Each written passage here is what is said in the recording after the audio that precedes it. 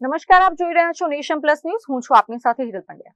ભાવનગરના સીદસર વિસ્તારમાં આવેલા એક મદ્રેસામાંથી પોલીસ દ્વારા શંકાસ્પદ મૌલાનાની અટકાયત કરવામાં આવી છે. ભરૂચથી ભાવનગર આવેલા આ મૌલાના પાસેથી શંકાસ્પદ લેટરપેડ અને વાંધાજનક સાહિત્ય મળી આવતા સમગ્ર પંથકમાં ભારે સનસનાટી મચી ગઈ છે. ભાવનગર પોલીસને મળેલી ચોક્કસ બાતમીના આધારે સીદસરના 25 વાડિયા વિસ્તારમાં સઘન ચેકિંગ હાથ ધરવામાં આવ્યું હતું. આ ચેકિંગ દરમિયાન મદ્રેસામાં રહેતા અને મૂળ ભરૂચથી આવેલા એક મૌલાનાની અટકાયત કરવામાં આવી હતી. મૌલાનાની તલાશી લેતા તેની પાસેથી શંકાસ્પદ લેટરપેડ અને કેટલાક વાંધાજનક સાહિત્ય મળી આવ્યા છે.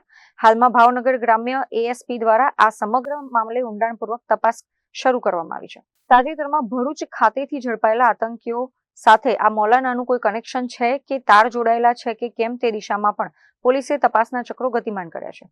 ગુપ્ત સ્થળે રાખીને મૌલાનાની સઘન પૂછપરછ કરવામાં આવી રહી છે. Rajan Gohil, nation plus news, Bhavnagar.